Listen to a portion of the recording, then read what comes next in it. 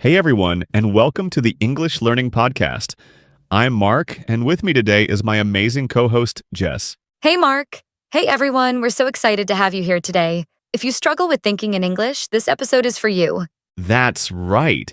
Have you ever caught yourself translating every word in your head before speaking? It really slows you down, doesn't it?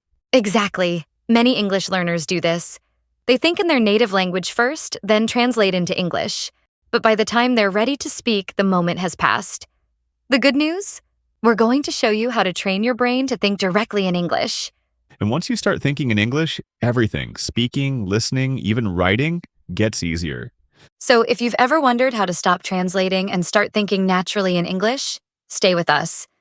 We've got some powerful techniques to share. Let's dive in. So, Jess, let's start with the big question.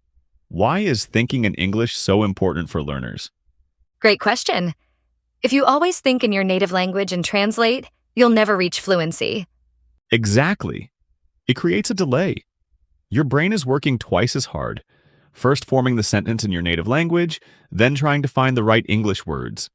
And sometimes the translation doesn't even make sense. Oh, for sure. Like if someone translates, I am cold, word for word from another language, they might say, I have cold, which sounds unnatural. Right.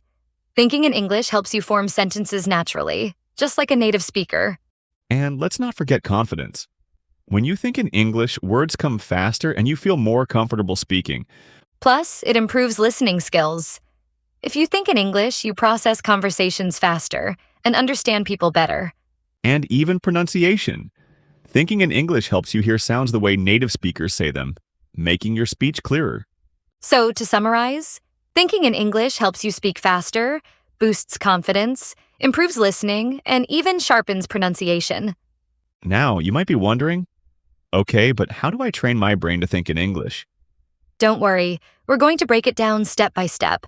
But first, let's talk about common mistakes that stop people from thinking in English. Mistake number 1, relying too much on translation. If you always translate in your head, your brain never gets used to thinking in English directly. It's like riding a bike with training wheels forever. You need to trust your brain to form sentences naturally. Another big mistake, overthinking grammar.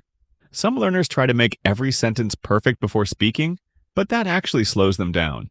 Oh yes, grammar is important, but native speakers don't think about rules while talking. They just speak. And mistake number 3, fear of making mistakes. Some people are so afraid of saying something wrong that they stop thinking or speaking in English at all. But mistakes are how we learn. Fluency comes with practice, not perfection. And lastly, not surrounding yourself with enough English. If your daily life is full of your native language, your brain won't switch to English naturally. Exactly. That's why immersion is key. Listening to English music, watching videos, and reading in English really helps. Okay, now let's talk about the most important part. How can you actually train your brain to think in English? Yes. We're going to break it down into simple, powerful steps. Step 1. Name things around you in English. Just look around and say the names of objects in English. Bed, window, lamp, phone. And take it further. Instead of just thinking cup, think, I am drinking coffee from my cup. Step 2. Talk to yourself in English. It might feel strange, but it's a great way to build fluency. Describe what you're doing. I'm putting on my shoes. It's a sunny day. Step 3. Use an English-to-English dictionary instead of translating words into your native language. Right. If you don't know the word excited, look it up in an English dictionary where it says, feeling very happy and eager. Step 4. Think in simple sentences first. Instead of thinking, I should go to the store because I need vegetables for dinner, start with, I need vegetables. Step 5.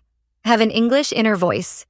Try to have little conversations in English in your head, like, what should I do first? Maybe I'll start with breakfast. Step 6. Surround yourself with English.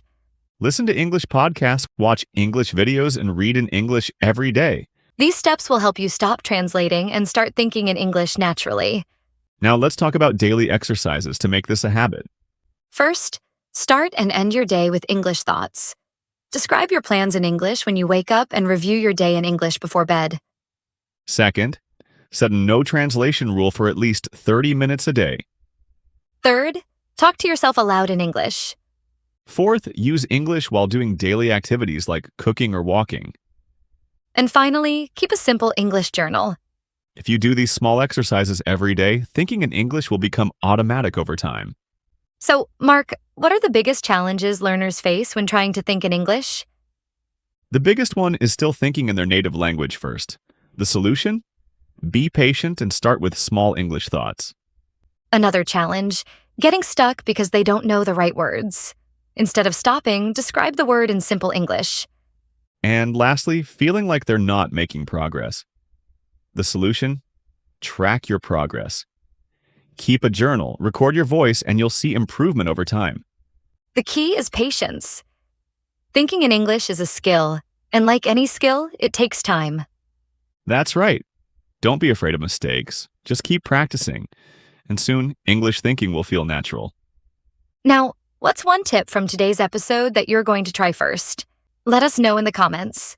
And if you found this episode helpful, don't forget to like, share, and subscribe for more English learning tips. Keep practicing, keep thinking in English, and we'll see you in the next episode.